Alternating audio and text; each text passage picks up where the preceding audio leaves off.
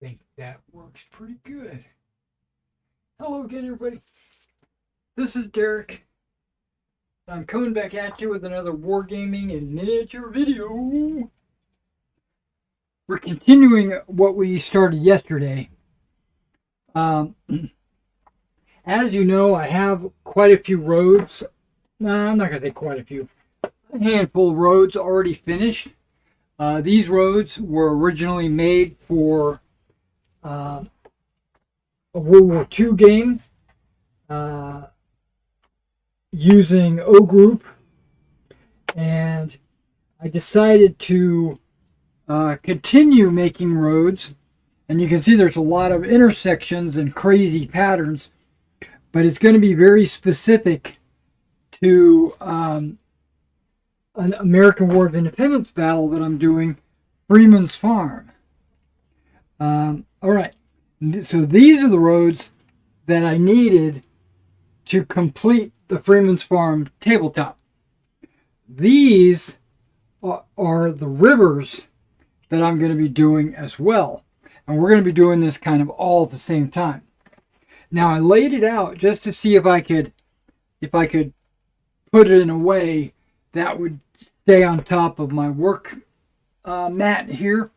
And then what I'm going to do is I'm going to cover these guys with wax. Not cover them. I'm going to put wax paper down underneath, and then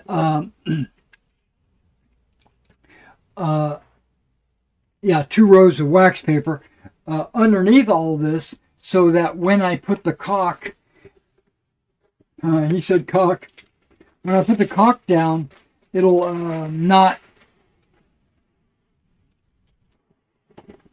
get stuck on anything it shouldn't get stuck on.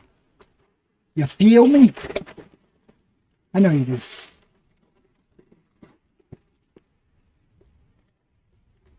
I know you do. How's everybody doing this morning? I'm doing okay. I'm not 100%, but I'm doing okay.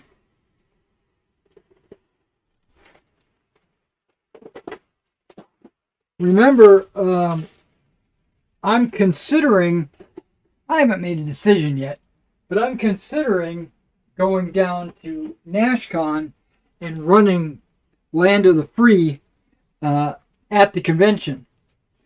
So if that's something that you might be interested in, let me know. You know, maybe I'll meet you down there.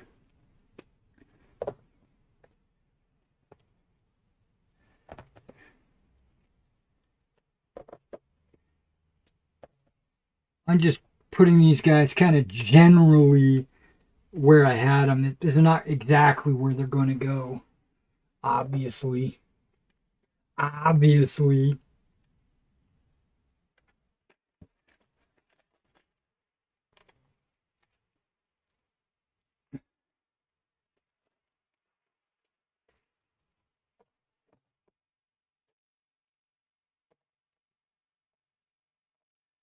Because I'm gonna shuffle them around once I get everything set where I want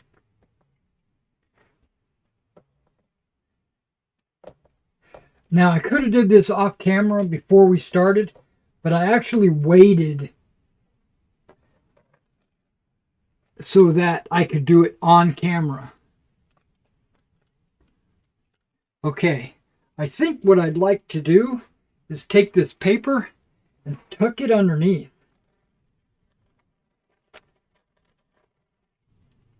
To kind of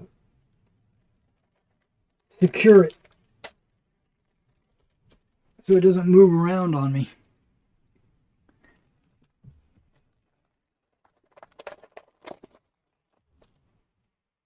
Yeah, like that.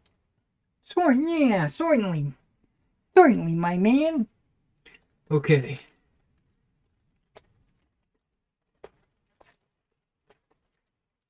Certainly.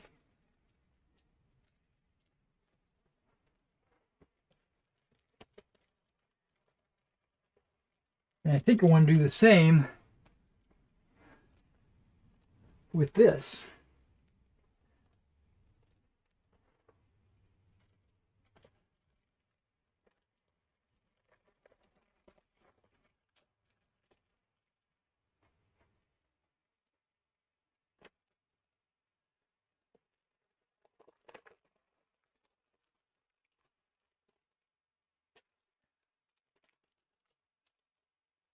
Okay, now let's lay this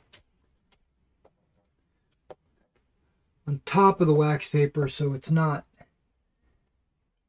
tucked underneath or anything.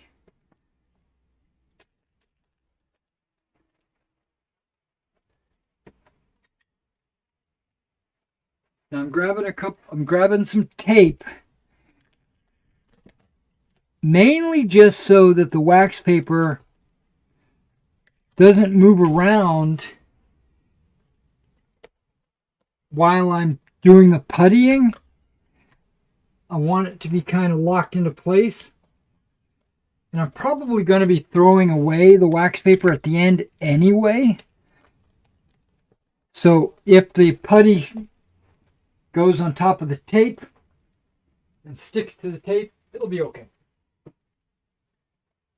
It'll be all right. I don't want to be too close to the edge.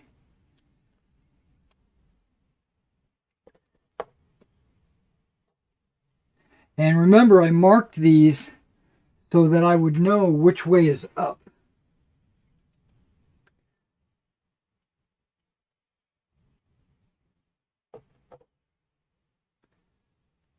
So that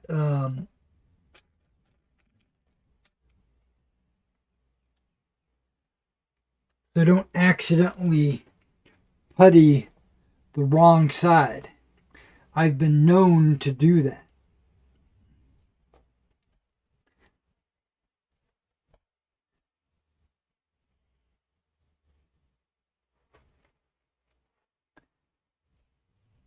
Okay, so far so good. We're making reasonable progress here.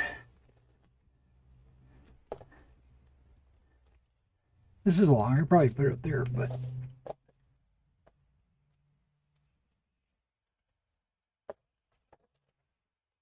bastard.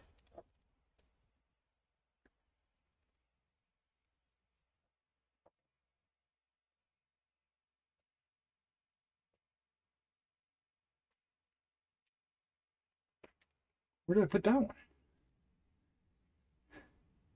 Something ain't right.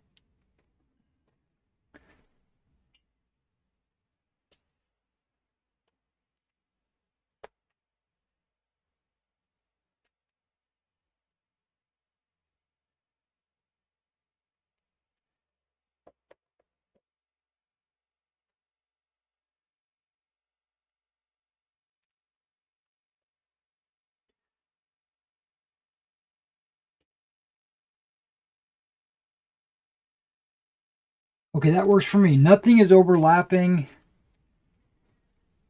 You can see how it's kind of curling up right there. That's because that's where the felt was folded inside the package. That's going to be okay because once I putty everything, it's going to want to lay flat. Okay, that's exactly where I want it. Perfect. Now I've got a bowl of water right here. This is to wet my wet my fingertips or my tools if I need to wet them so that they don't stick. Kind of an anti-stick thingamajig. Okay, we're not going to be using that. I've got this to spread the putty quickly. I could use... Okay, these are both the same size. Odd. Okay. I also have this if I need to work it in the little bitty areas. But usually when it gets into the little bitty areas, I have a tendency just to use my fingers. You know what I mean? Okay.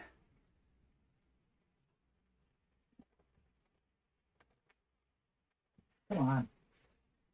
Now I've got another piece of wax paper I'm going to set off to the side where I can set my tools or whatever I need on, you know, just to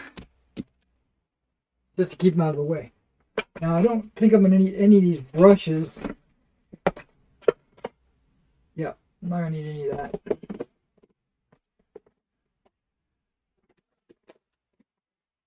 Now, this is the heaviest. Oh, get out. Okay. Now, on small projects, I use a tube that I can squeeze by hand. But on big projects like this, I will use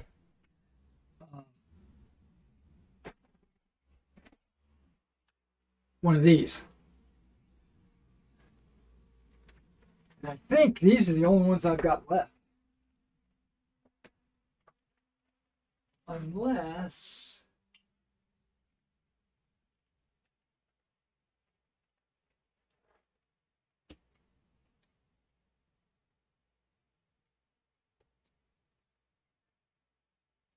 that should be all right. I might add some more somewhere else. But that's okay. And then I also have Gorilla.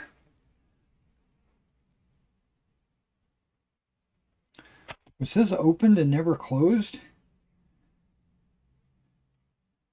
Or was it just never opened? Because that's got a hole in the top.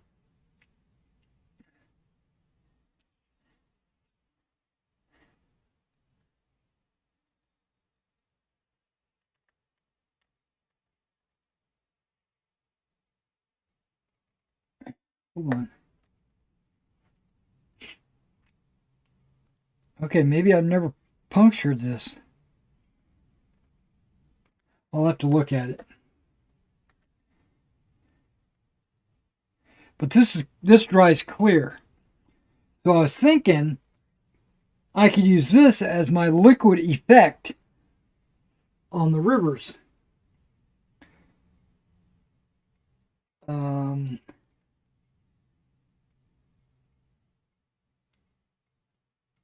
Won't yellow over time. Clear. And it is a silicone caulk. So it should be very flexible.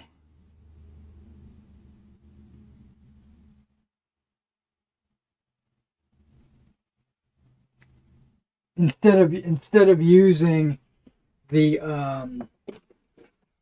Vallejo or the AK water effects. And then I've got this guy. What is this?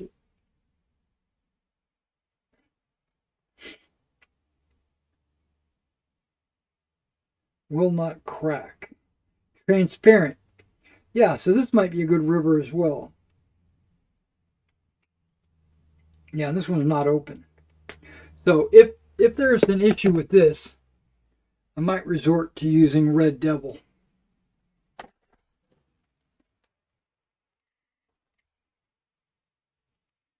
Okay, got to cut the tip of this off.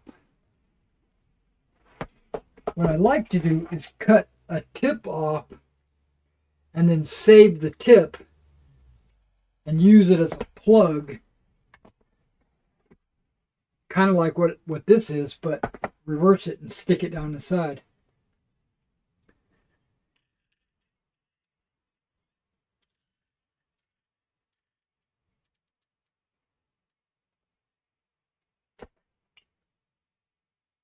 Latex caulk plus silicone.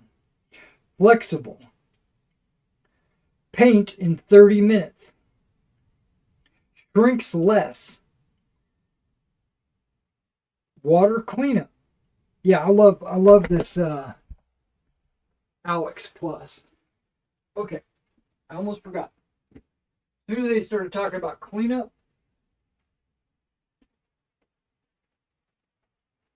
I decided to go get me a roll of paper towels, shop towels. Okay, so here we go. We're going to cut this. I cut it kind of at an angle to give it a sharper, like a nozzle. Okay, I'm going to bring my blade out a little bit more so I could do like a saw action.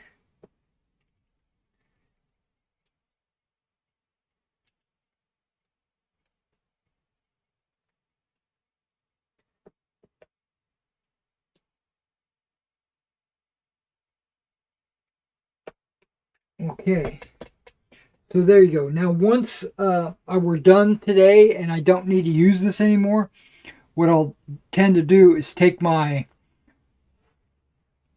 tip that I just cut off and I'll stick it down inside to kind of seal the deal, as it were. Okay, that's fine. You can see I've used this a few times. I went and bought this forgetting that I've got another one. I've got a black one sitting on the shelf over there.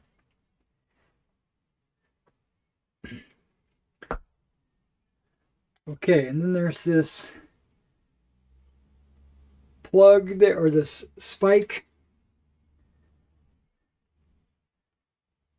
I don't think I need it. Yeah, I don't need it.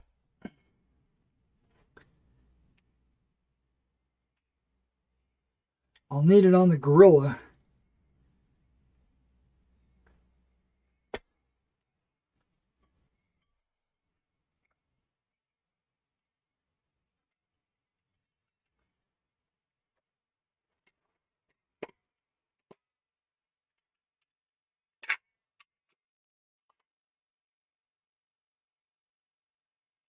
Okay, we should be good to go. Good to go, my man.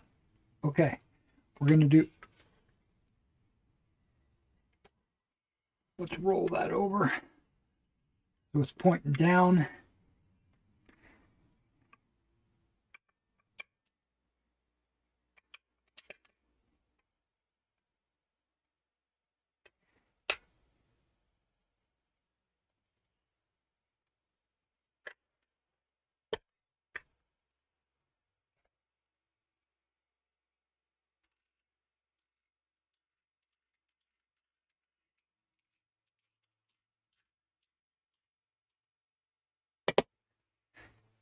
Here we go, Mark 1 tool.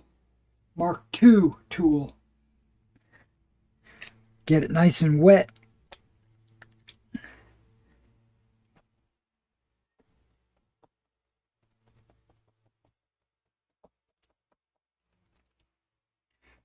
Working it into the fibers of the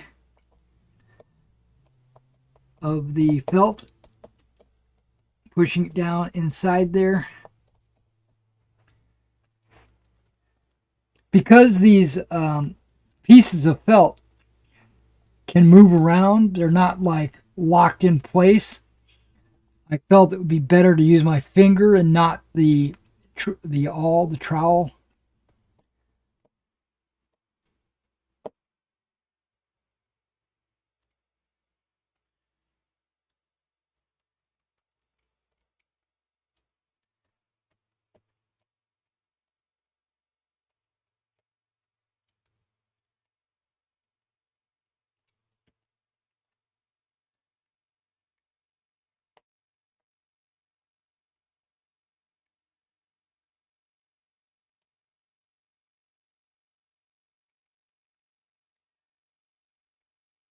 Okay, got to get it to the back side as well. Now you can see that, I don't know if you can see this, fairly thick. I might have put too much on this road. That's okay, I can kind of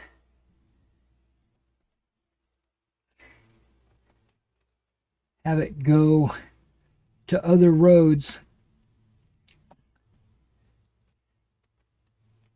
Now, what I plan to do here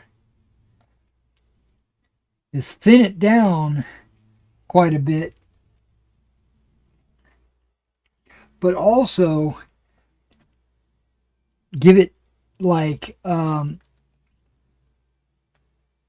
give it some, not ruts, but like a directional texturing. So kind of like little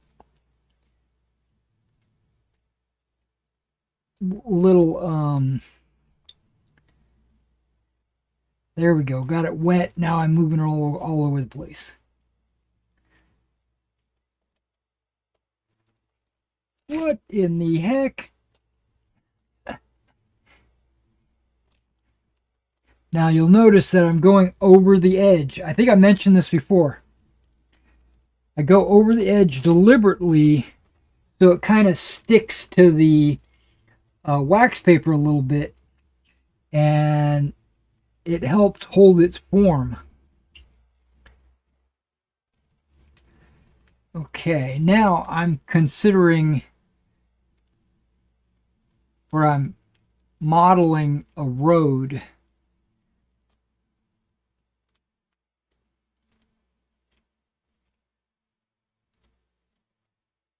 In my head. Okay, that one's done. It's a little crooked, but that's okay. And I see that I had just a little bit too much.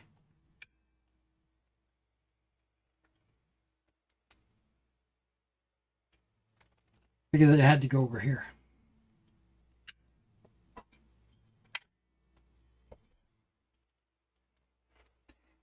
Okay, we're gonna wet my fingers down, my tools.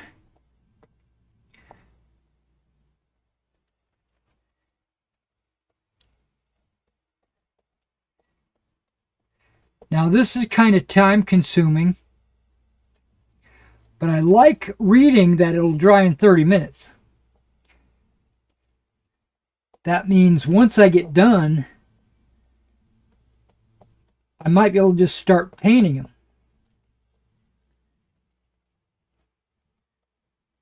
Okay, there's not enough.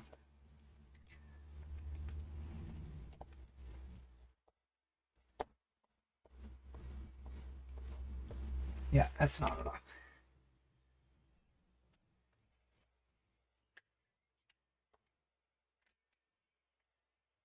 And you got to be careful, because even though you're done squeezing, some of it will start coming out.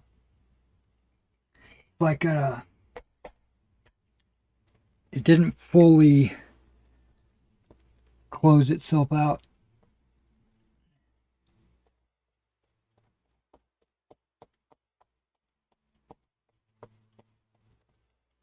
Yeah, that's probably not going to be enough. Let's scoop that up. Let's use it.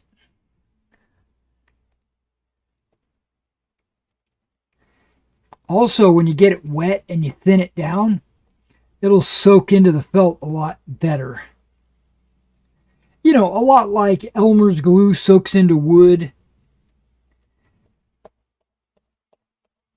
This plaster will soak into the felt.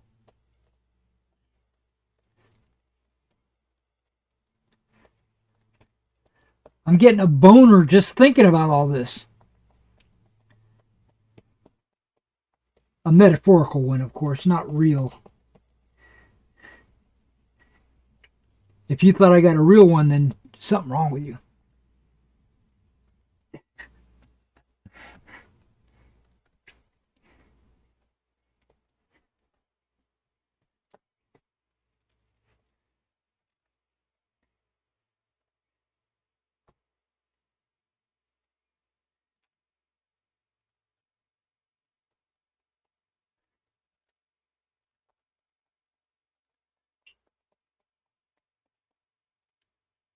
Okay, it's completely covered.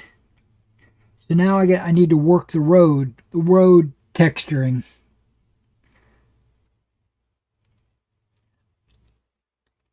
And once you paint it, it'll look awesome. Okay, plus I'm putting like grass and stuff like that along the edges. Okay, so a straight road, but someone might take a turn right there. You can kind of see kind of like wagon ruts going both ways, going straight.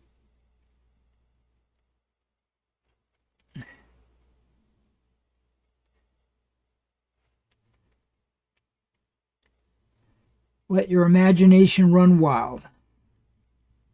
Now, what I've seen some people do is they'll actually take a wagon uh, or something like a wagon, like maybe a Hot Wheel or something, and they'll run it over it to give it ruts.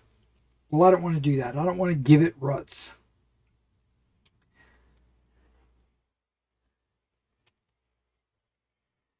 I want it to be, a country road. Let's do this long one.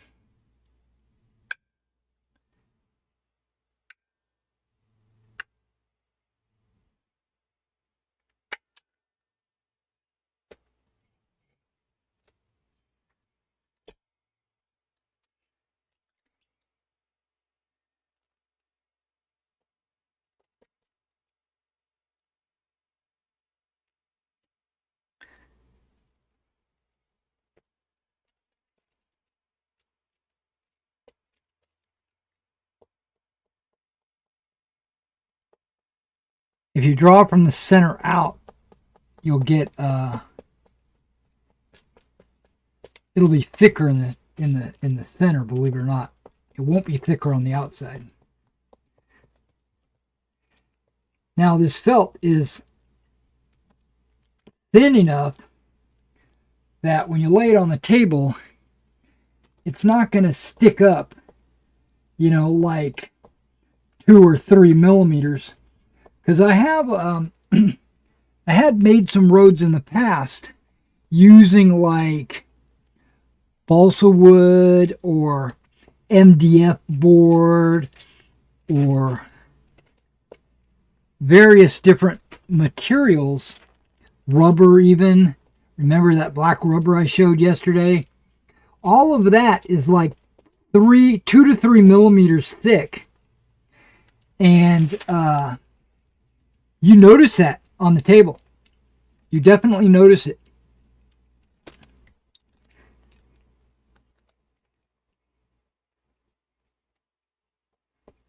But I found that these felt, even though I'm adding a little bit of height with the plaster, it kind of tapers down to the table right along the edge because I'm rubbing my finger like this, and it tapers down, so you don't get that sharp raised curb.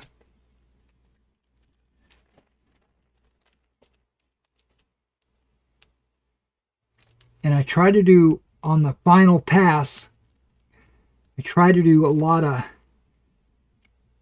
just parallel strokes to give it that appearance that it's a road. Okay.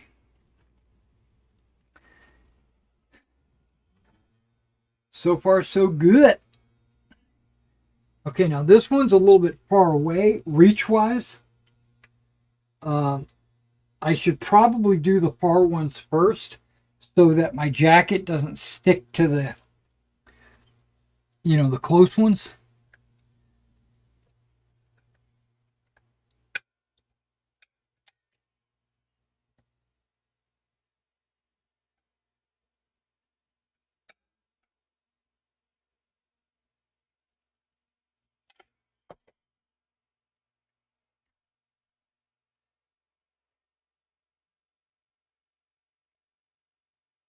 Let me move the water a little bit closer So I can just do this.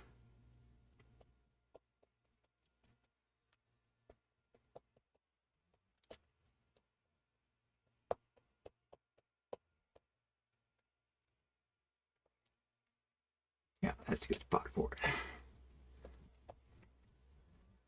Yeah, if you find your fingers starting to stick to the plaster or putty, just wet them down a little bit. Like that.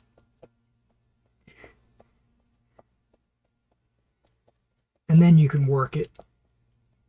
Now, I hope you're not allergic to acrylic or latex. I know there is such a thing as a latex allergy. So, I found that out when I frequented the whorehouses. I'm kidding.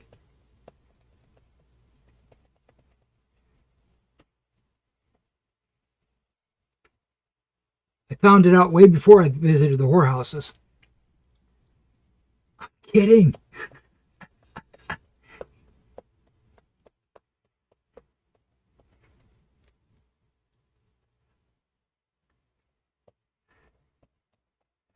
So let me tell you the story about when we were surrounded.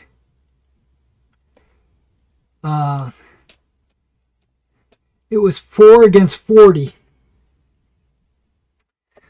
And we got surrounded. And we almost ran out of ammunition. And believe it or not, that battle lasted, or that fight, I should say, well, not really a battle, I suppose. The fight lasted for about a week. Yeah, it took us about a week to get those 4 bastards.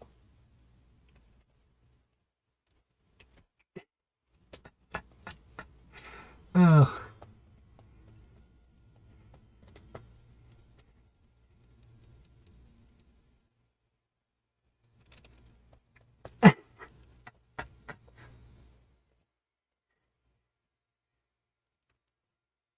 I got him. I got him. I'll keep them coming.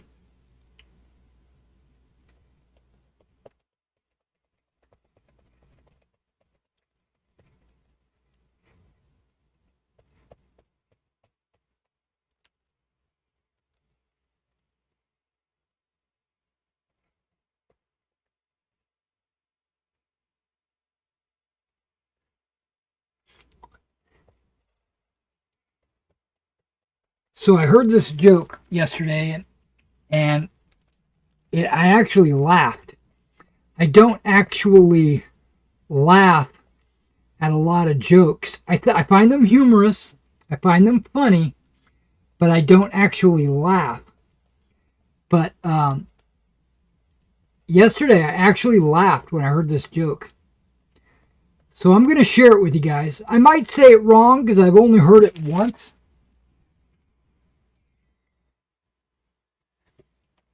But imagine an 80-year-old man, right? He's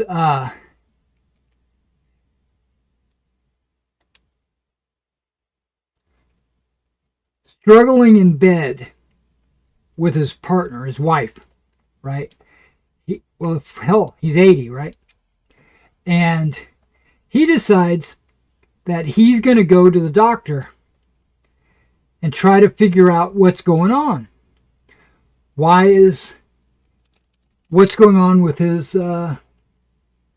sex life and all that. And the doctor goes through and asks him a bunch of questions. And then at the end of the interview, or the interrogation, or whatever you want to call it, the doctor gives him a jar, a cup, a sample cup. He says, go home, fill this with semen, bring it back, and we will evaluate it, and we'll see, we'll be able to evaluate it and see if there's something going on or whatever. I'm not a doctor. I don't know.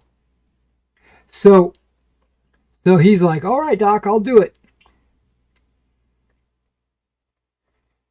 So he goes home with this whatever they call those things. I want to say a sample cup or whatever, but he takes it home. And then he comes back to the doctor the next day, or maybe it's a couple of days later when his appointment is. And he hands the jar back to the doctor. And the doctor looks at it and says, "This is empty. There's nothing in it." And the old man says, "Well, I tried my left hand. I tried my right hand. I even got my neighbor to come over and try. And we just couldn't get the lid off."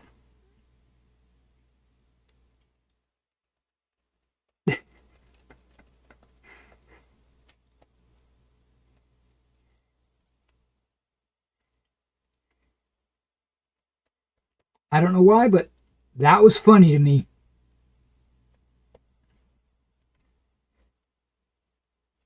Okay, now let's kind of give it some ruts while we're doing this smoothing ruts. Okay, that road's going to look good. Going to look real good.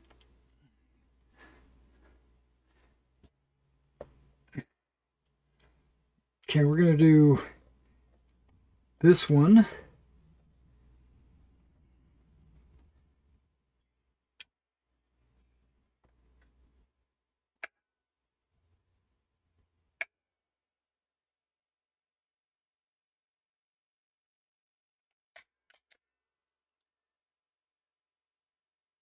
What is this? This tube of Alex? What is it, like about $5? It's probably the most expensive thing I'm going to use on these roads.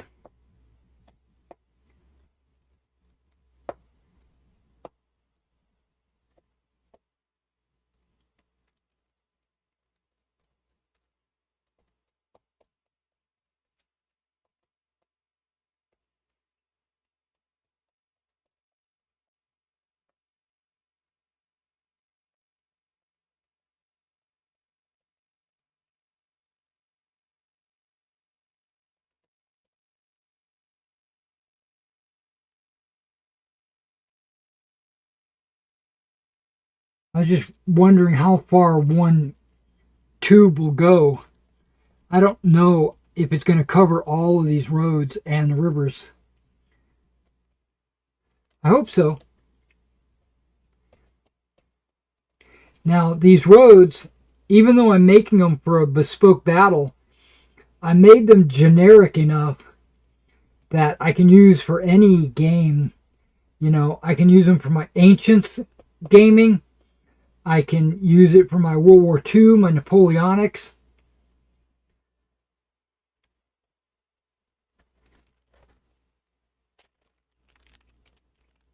So,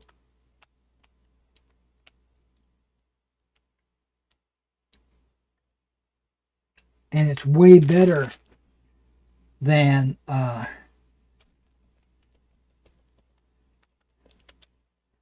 noticing that I don't have any caulk along this outer edge here.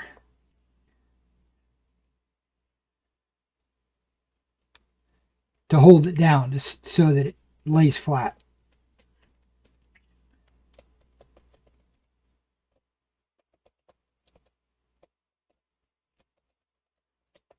Because remember, when I peel it off, I'm just going to use a knife and trim it. And I learned my lesson on the other ones. I'm going to trim it before I paint it. I was just leaving it on the mat like this and then just painting it. But what I found was when I peel it up and then I cut the edges off, it winds up being, you can see the white shining through.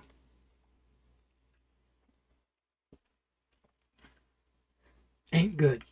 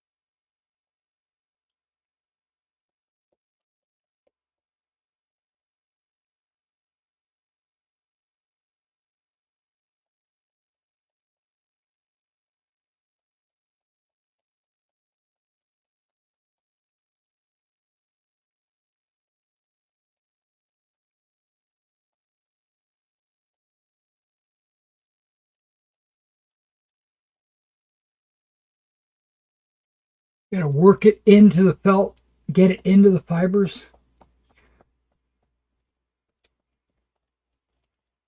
So I got a little bit of a downward pressure. Not much.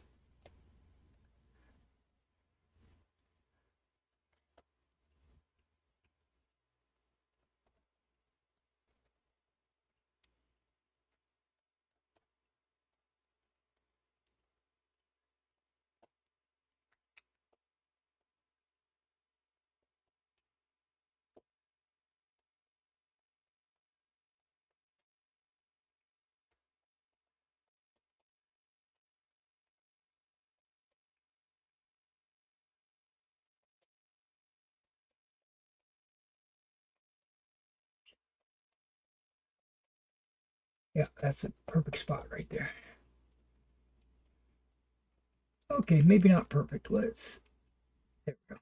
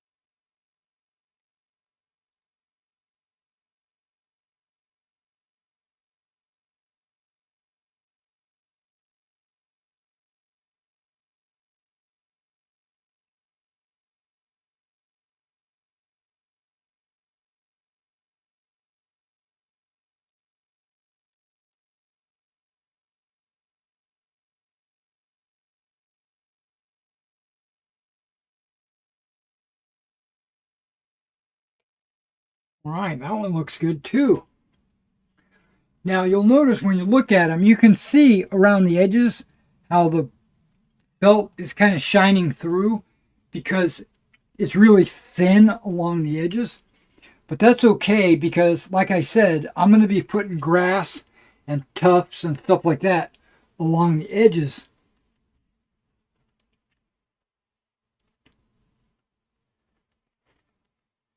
to so that it'll blend in with the table.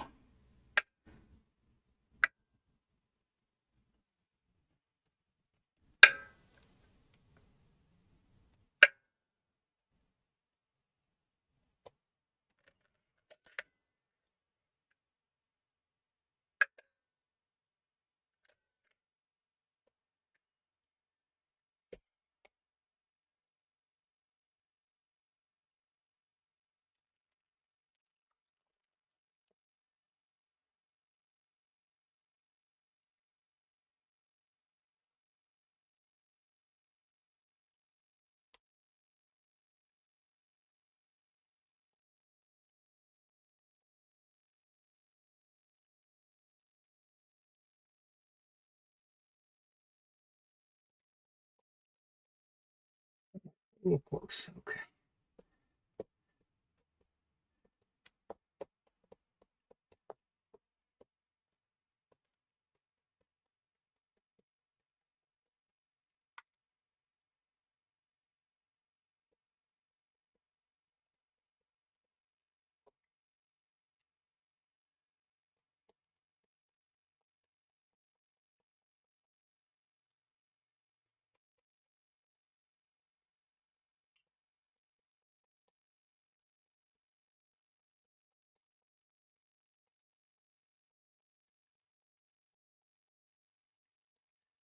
So I try to put about 5 millimeters of grass and stuff like that on the sides.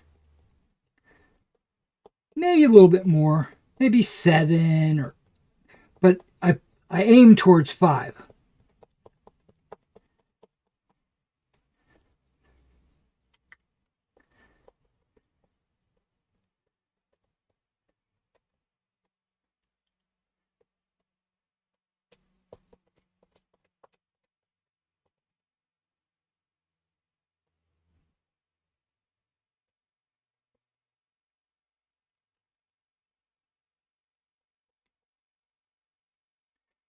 And if I do them all the same, they should all butt together against each other, um, close enough that you won't even notice. Well, you'll be able to tell the different ones, but it'll look good.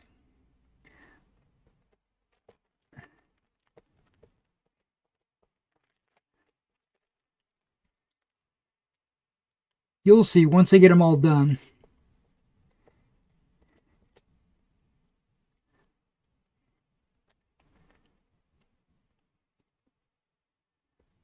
Okay.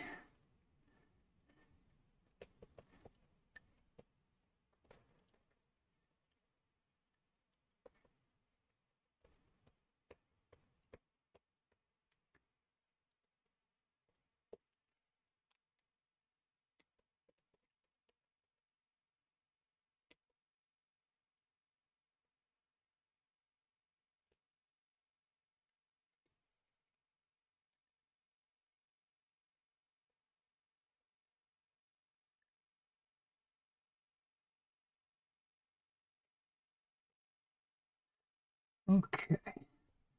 Now it's rut time. It's pretty much already got the flow.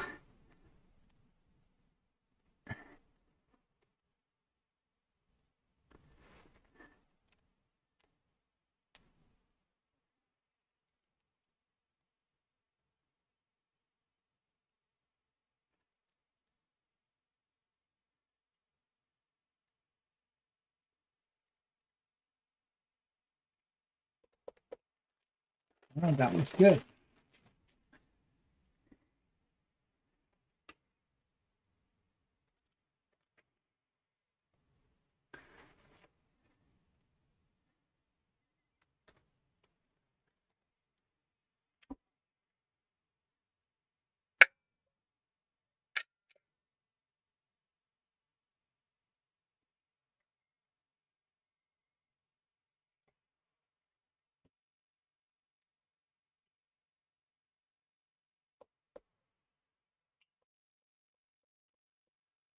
Get this out of the way.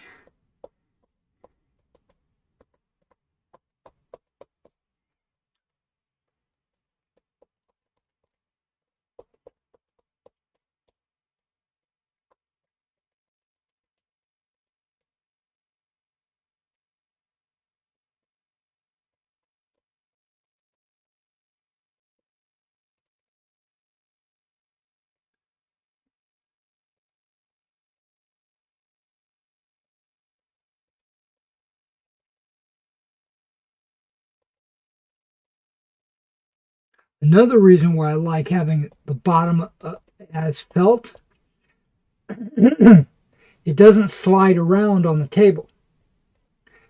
The rubber, it doesn't slide because it weighs so much. It's super heavy. But like all the wooden roads that I've made, they have a tendency to move around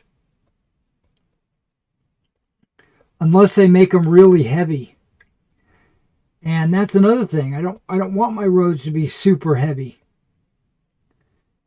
Now, this caulk does add some weight to these roads, but not enough to cry about. Okay, that's going to work out just fine.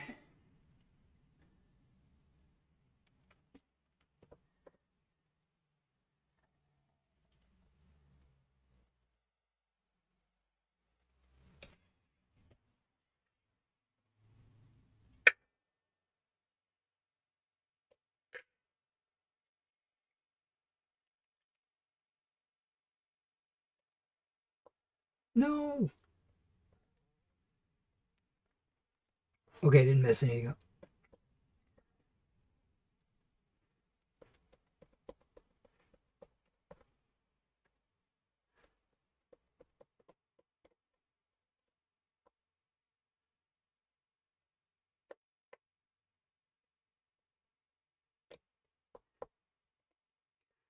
So this is a way to make a bespoke battlefield without actually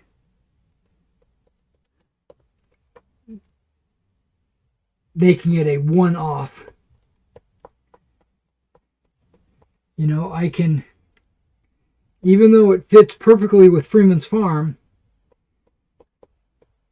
I could still use it for other like pickup battles or just random battlefields, or I might be able to find uses for it on other battle maps. I might need a T intersection. I might need a straight road.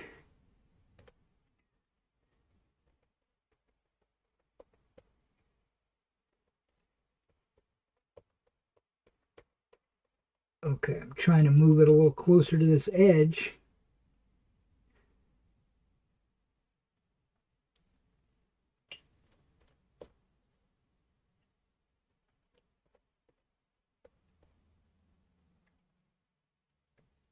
That looks good.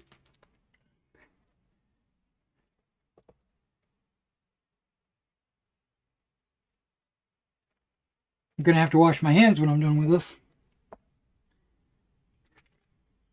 But I would expect nothing less.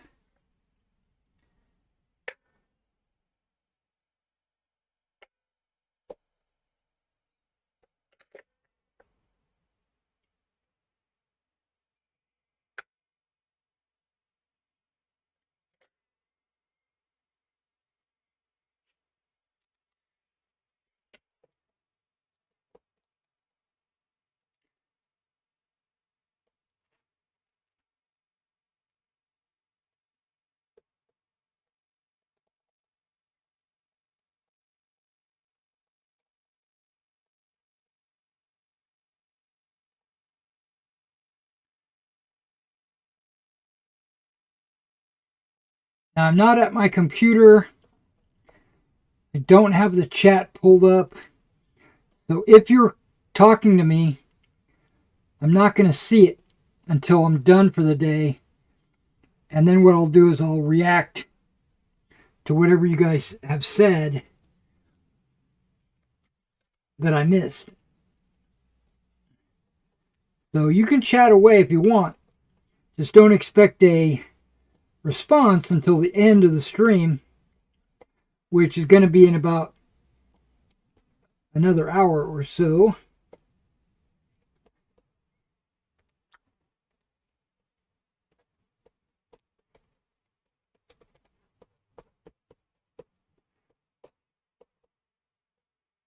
So I think we've been at this for about an hour.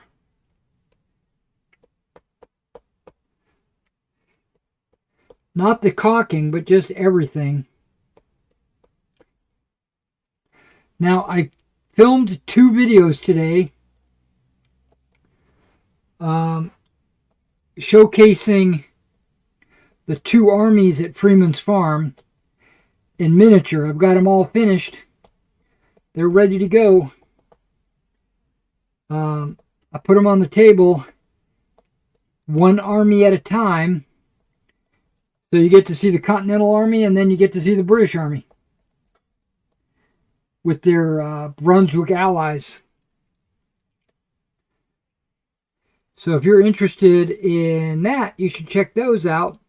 But they're not going to be uploaded until later tonight, because I got to edit them and render them and all that stuff. So don't expect those. You might not actually see them until tomorrow.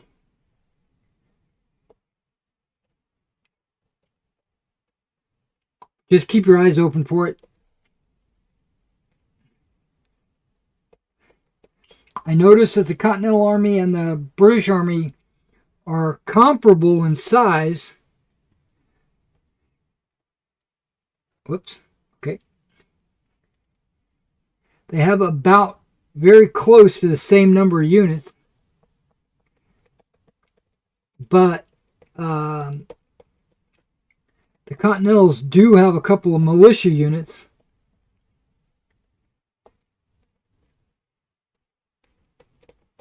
They also have a rifle unit, Morgan's Rifles, which I've got mixed feelings about them. Mainly because rifles get a little extra range, and but other than that, they're exactly like a musket. It's just you got a little extra range, and they sacrifice a little bit of melee capability because you can't affix a bayonet to a rifle.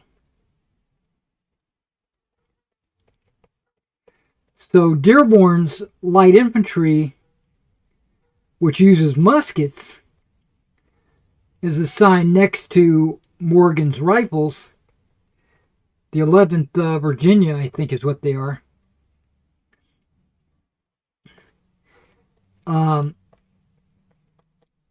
As kind of like a security force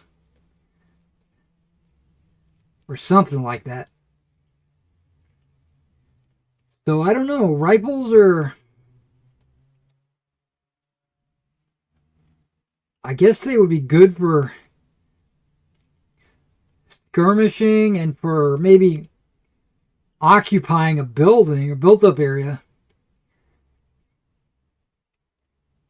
I wonder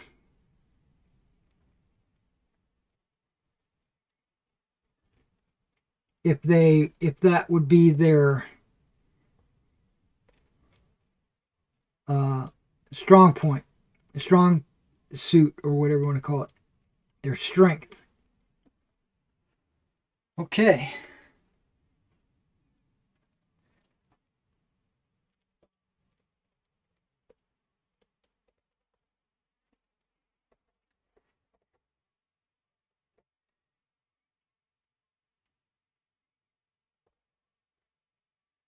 Let's do this one.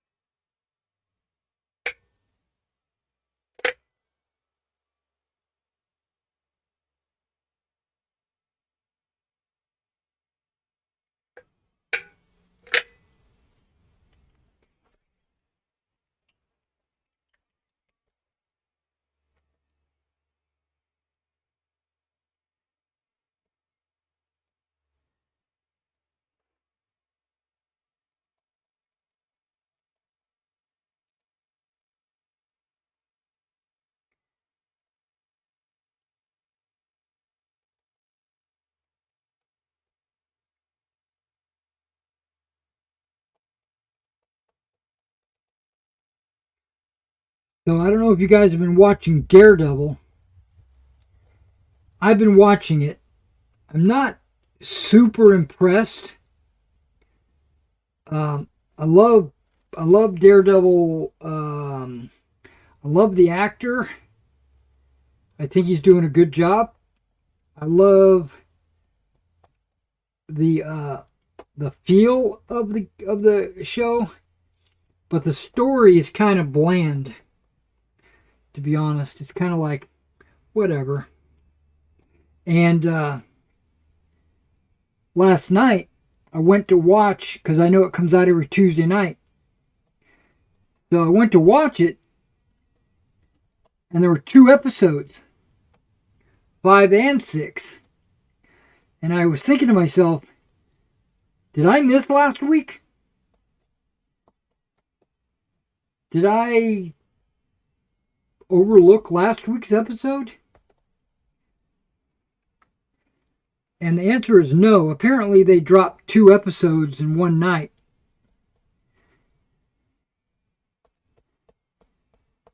For whatever reason. I think it has something to do with Andor coming out soon. Which Marvel and Star Wars are both under the Disney umbrella.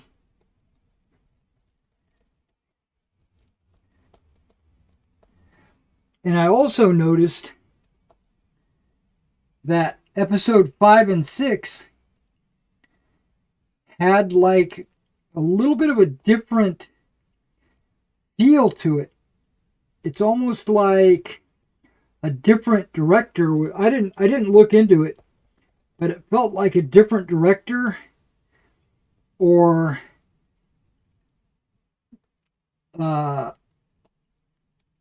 maybe some reshoots or some change in the storyline had happened or something. It just felt different.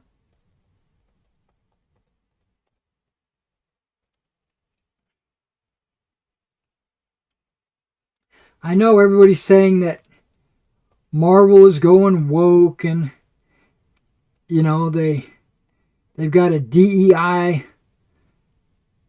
culture at Disney, and it's bleeding into the Marvel movies, and nobody wants to watch a Marvel movie and all that. I get that. It might be true. And they might have realized that the country is not woke. The country is not full of transgenders. Right? It's red-blooded Americans. And if you start telling us that we're garbage and that, you're espousing hatred towards normal Americans won't go and watch your movies.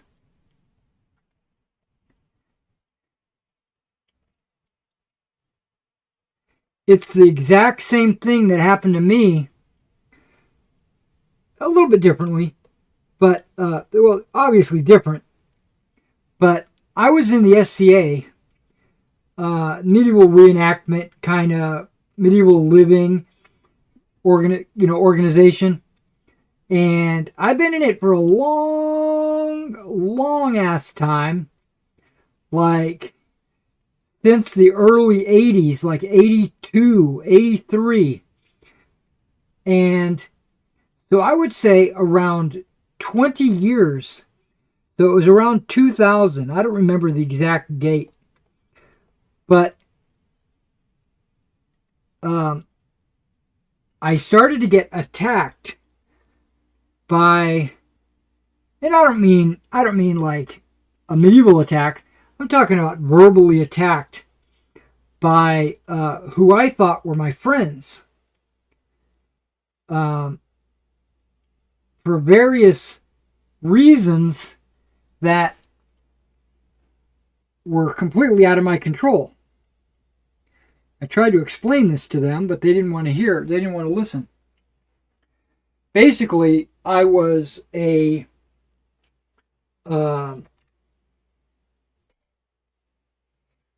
officer in our club, and every town or city that has a chapter has to send in these reports. It's a quarterly or a monthly or whatever it was. And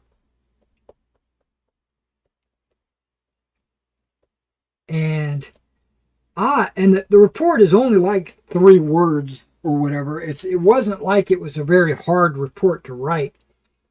You basically say how many members you have, what kind of events you ran, and did you make any money or not.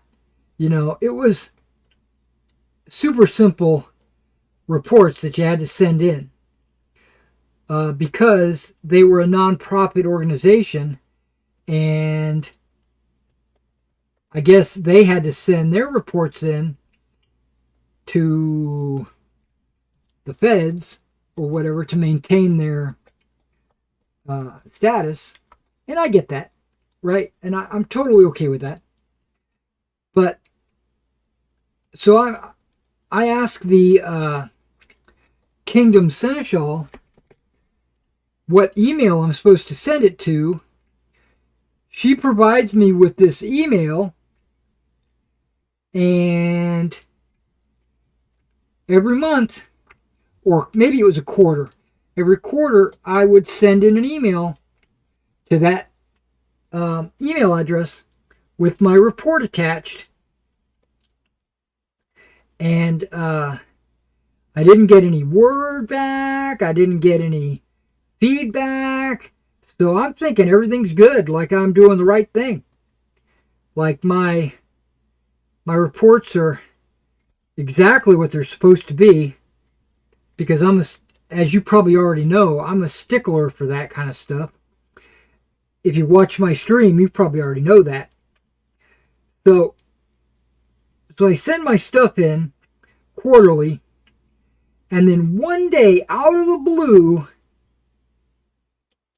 this girl, the Kingdom Seneschal, the one I'm sending all my messages to, goes to my knight and tells him that I'm not sending in my reports. Now, why would she do that? Well, apparently, she's a just and honorable person. I cannot attest to this, but my knight says, I've known her for years. She wouldn't lie.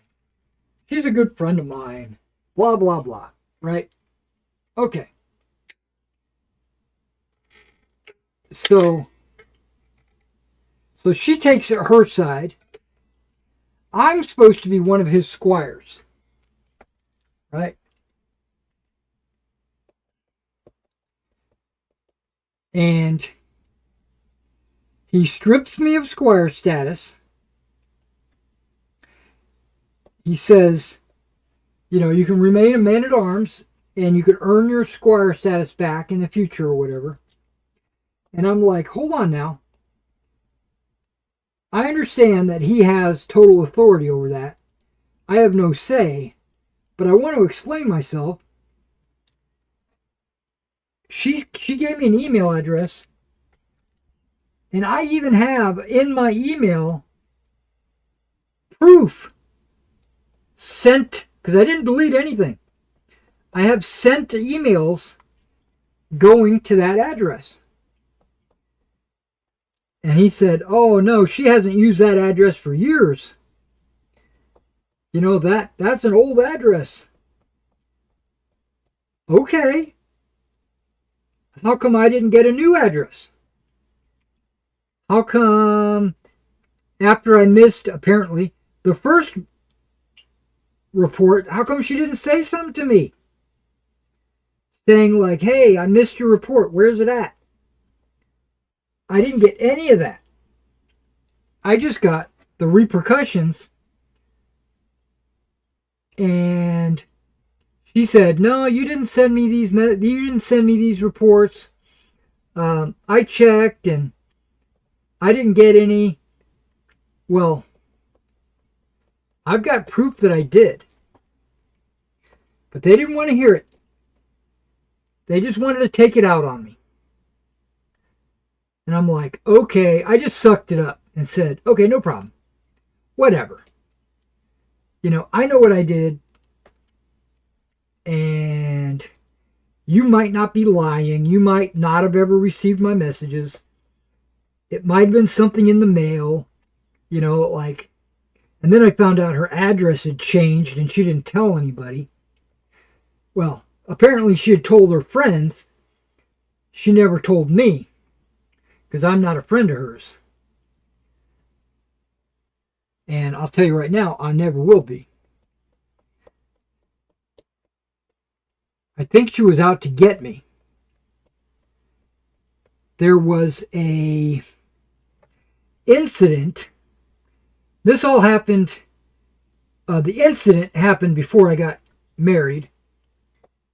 But I had an incident with one of her girlfriends.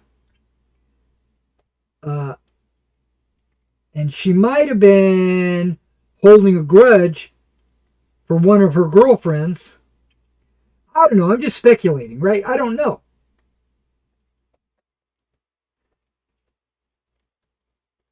So I'm like, okay, I'll be a man-at-arms for a while. I'll turn in my red belt, which is a squire belt. And I'll be your man-at-arms for a while. And everything will blow over. And then you will elevate me back to squire. And we'll be back on the road to knighthood, right? Okay, everything will be good.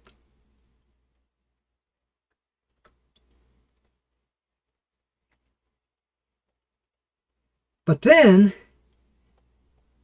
our group here in Clarksville, we host an event, and there's only like 3 of us working this event. The other people, basically everybody else is just lazy. Okay, this place right here is just a little bit too thin. I'm going to thicken it up. Maybe a little more than that. Come on, get out there. Okay, so I'm working this event.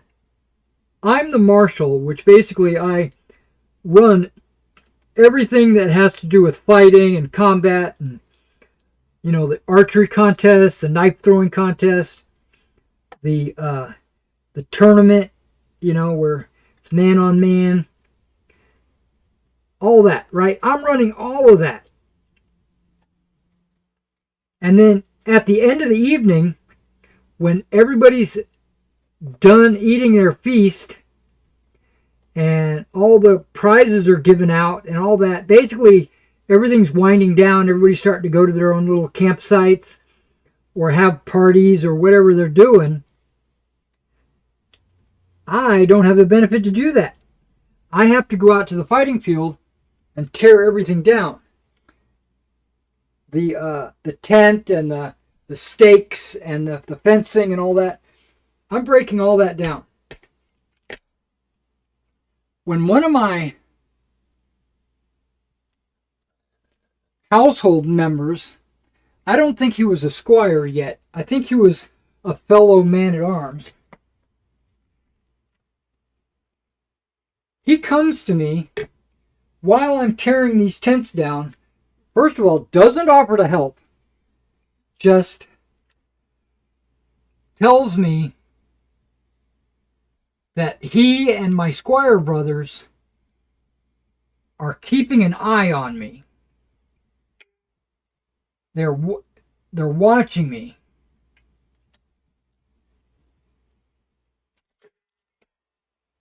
In a negative way. Like, we're watching you. And I'm like, okay. First of all, you're supposed to be my fellow man-at-arms. You're on my team. You know, why are you're not even related, or you don't have anything to do with the situation between my knight and the seneschal and myself. So why are you interjecting like, we're watching you?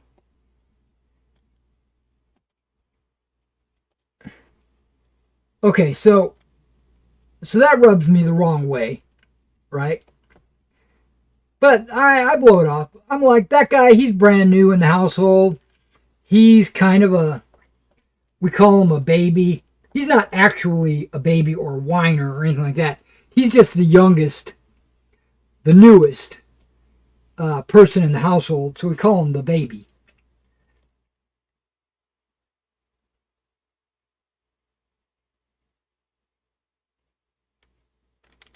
There, I just made a rut for the river. Okay, so I ignore it, and I go to attend an event up in Kentucky, which is called Border Raids, where two kingdoms, our kingdom and the northern kingdom, actually it's the middle kingdom, we're Meridies, and they're the middle, and we have a battle on our border, which is the Tennessee-Kentucky border. It used to alternate back and forth. 1 year it would be in Tennessee, 1 year it would be in Kentucky, and go back and forth. But they stopped doing that. It's now always in Kentucky. Mainly because there's a really good site that everybody can use, where we can have hundreds of fighters on the battlefield, and it's just a really good site. Well, everybody likes it, I should say. I don't think it's a good site because there's no amenities, but people like it. Okay, so we're at this war, and my son, he's very young, right? Like less than 10 years old. He's with his mother, my wife, and they are doing something somewhere where I'm not, right? I'm actually preparing my armor and all my gear for this war, right? So I think I'm at the tent, and getting my armor straps all done up right, getting my weapon ready for the battle, making sure everything's ready to go. That's what I'm doing. So I grab my armor and I head to the battlefield where my squire brothers are at, and my knight, and my wife, and my son. Basically, everybody's there. I'm thinking, okay, everything's great. I'm going to get my armor inspected. I'm going to get the little tag on my weapon so that I'll be allowed to fight. And right as I'm getting ready to do that, one of my squire brothers comes up to me and says, "Where were you this morning? We were setting up the kingdom tent and you weren't there to help." Well, first of all, you, the senior squire, never told me that we were doing this. And you knew where my campsite was. You didn't come and try to get me. You didn't send somebody. There was no communication at all. So how was I supposed to know?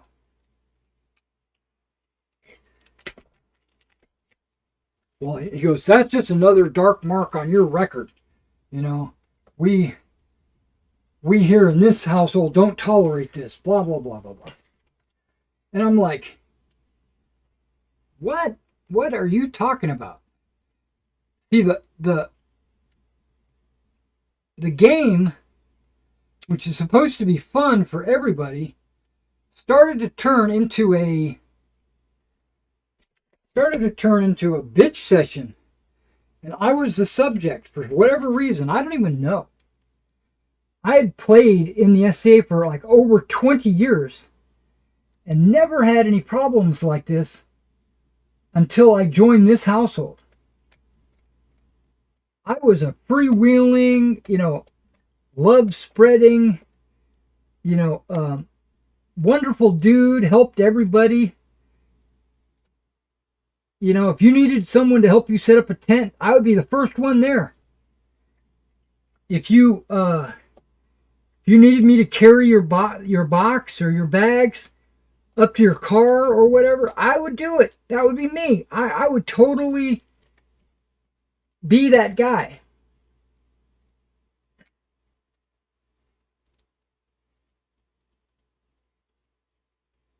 But now that I'm in this one household,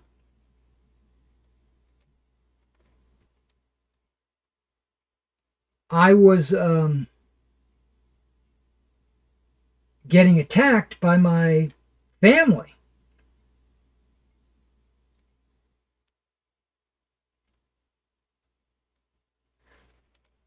And I'm like, why? Why am I getting attacked?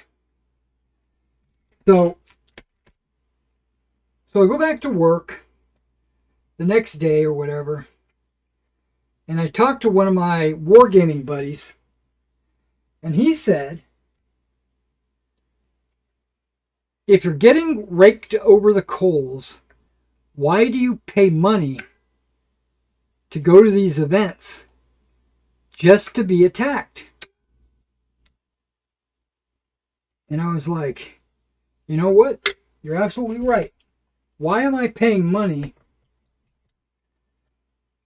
Because you got to pay to get in, and then if it's an event where the feast is provided, usually you have to pay for the feast on top of that. So it could range anywhere from $20 to $40 a head, you know, but that's for the whole weekend. And I think that's a reasonable amount if I'm having fun. But if I'm getting raked over the coals, why do I keep coming back? Am I a glutton for punishment or something?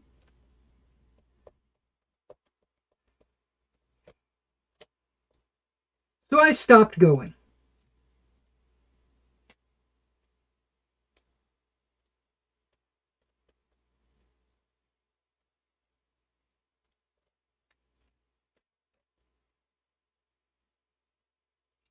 Now, I had brought that whole subject up because I was comparing it with something that I was talking about, and I don't remember what I was comparing it to.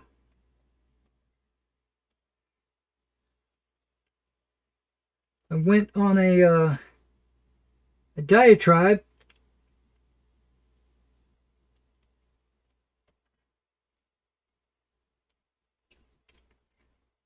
My point is, the whole statement that he made was, if you're being attacked, why do you go back? Oh, okay, that one was flipped over. I'm glad I looked.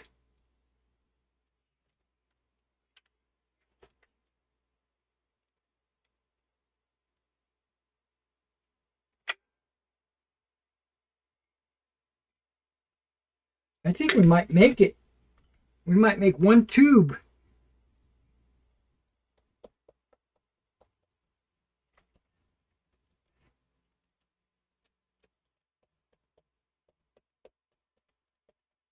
So the rivers are going to take a couple of different paints. I am going to paint it brown, just like I'm painting all the roads. But then I'm going to go in on the roads, and I'm going to dry brush a light brown on top of the dark brown, and to give it even more appearance of ruts and wear on the road. But on the rivers, I'm going to paint it brown.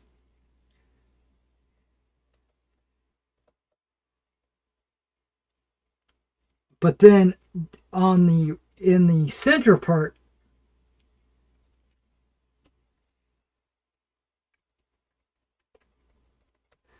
I'm going to paint it maybe a dark green.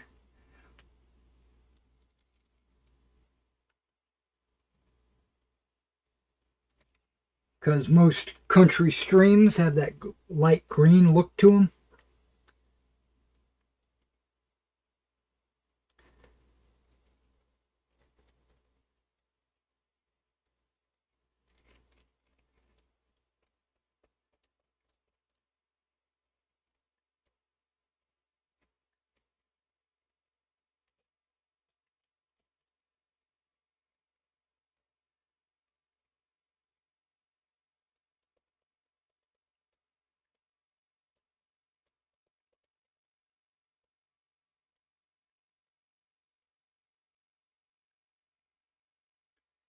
looks good.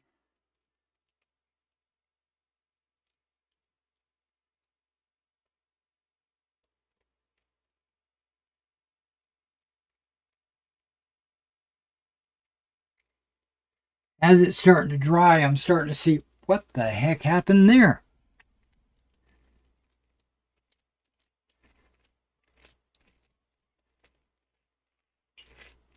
As it's starting to harden up and dry, I'm noticing some gaps forming.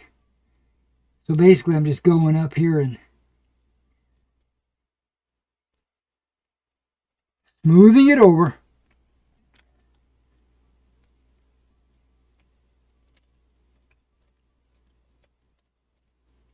Because I think the water from my fingers thinned it out too much.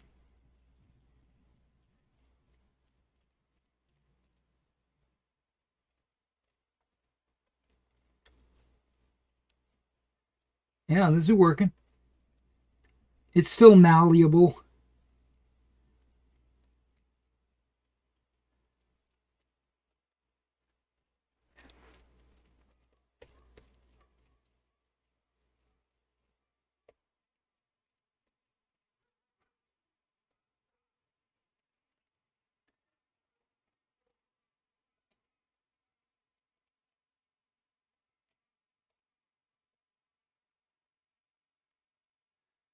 Okay, 2 more pieces and we'll be all caught up.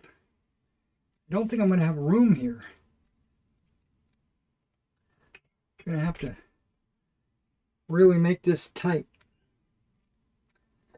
That's what she said.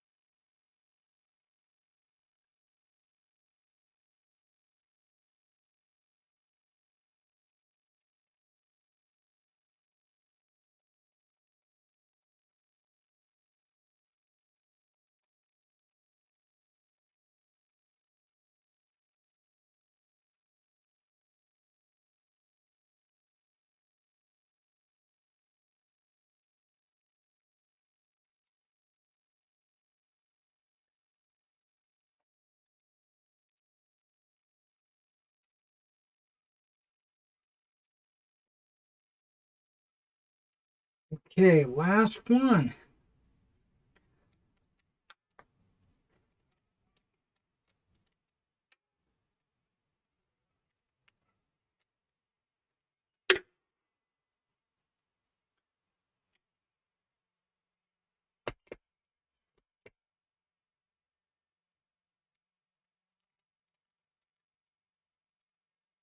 And it's on the wax paper.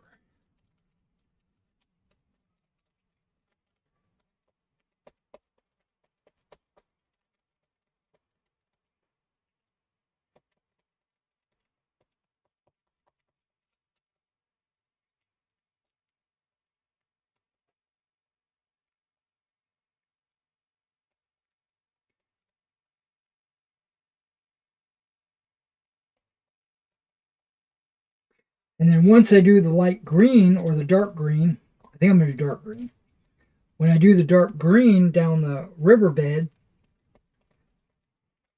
then I'll use that clear caulk down the center.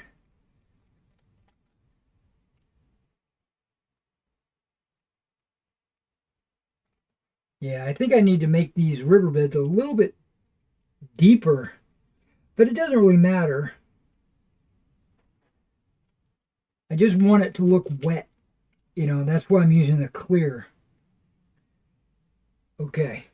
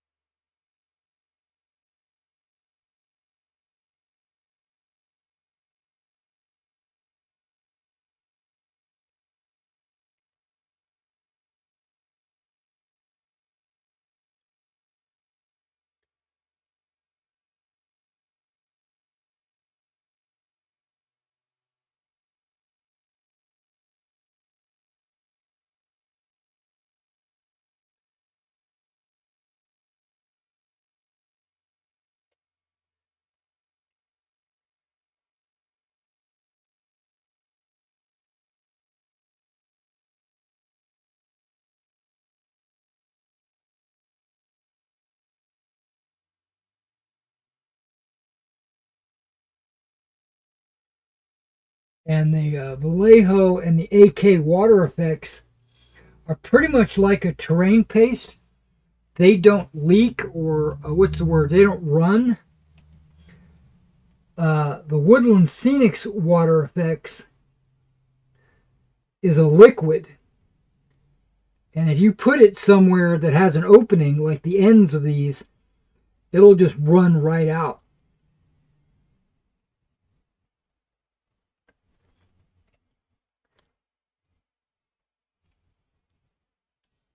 That's why I want to use a caulk.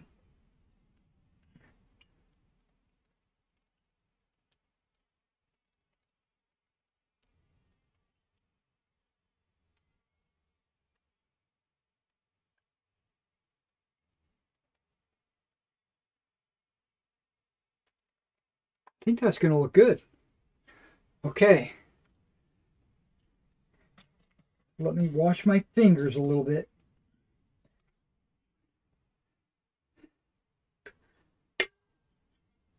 Pull back on this thing. Release the pressure.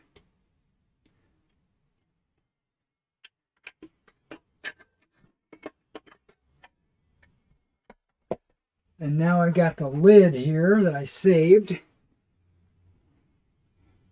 And I can stick it down inside. And the caulk itself will dry around it, basically sealing it up on its own.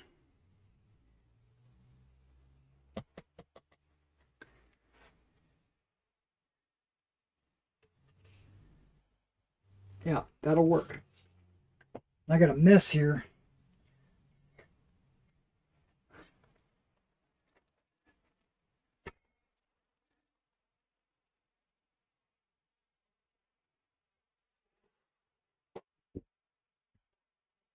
A little wet. I don't care if it's wet on the cutting board, but I don't want these white spots on my game table. Because this is the blanket that I plan to use.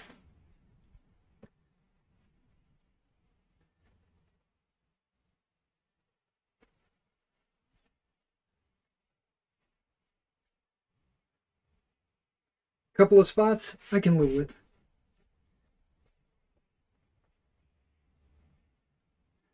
Okay, let me wash my fingers and I'll be right back.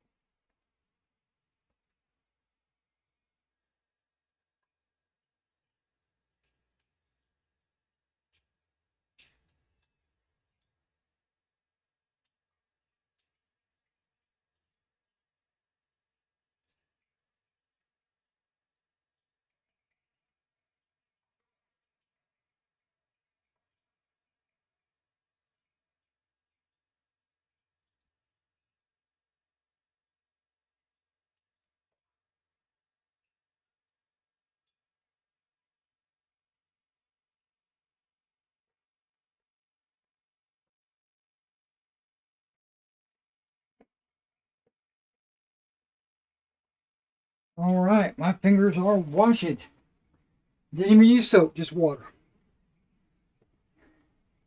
Okay.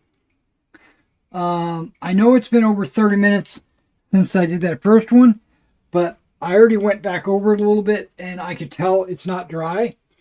They said you could paint it, but it doesn't mean I'm going to. I'm going to let it dry a little bit better before I paint it. So this is just going to sit there for a couple of hours, and then maybe I'll paint it later with my dark brown. It's called earth brown, but it's really dark brown. And I'll get all that started. I'll do at least this tonight off camera. All I'm going to do is just peel it, trim all the flash, all the over, like how there's caulk that's on the wax paper. I'm going to cut all that off, and then I'll probably either flip this wax paper or use another couple of pieces of wax paper, and then I'll take the paint and I'll paint it on there while it's laying flat. And again, the paint will actually help stick it flat on the table as well. And I'll do that tonight, maybe tonight. And then tomorrow we can do some finishing touches, hopefully. I do plan to stream tomorrow again as well. Once I get these finished, we'll be pretty much ready to go for a battle. Don't know when I want to do it. I still have some hedges that I need to do, and some fencing, and I want to flock my trees. I don't have to. They look good the way they are. They just look better when I put flock on the leaves.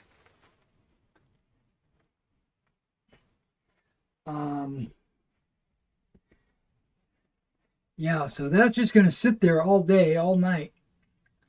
And it'll be ready to go in the morning for the next stream.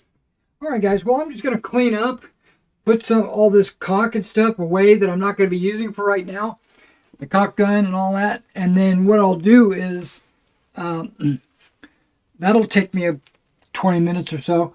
So at 11:30, I'm going to start another stream, but it's going to be Skyrim. I'm going to play some computer gaming. If you're interested, you want to hang out, you want to chat, come chat with me. Okay, having said that, before I start cleaning up off camera, I'm going to check to see if there's any chat. No chat. Okay. So, no need to delay. I'm just going to end the video right here, and I'll see you in 30 minutes if you come back, or I'll see you tomorrow.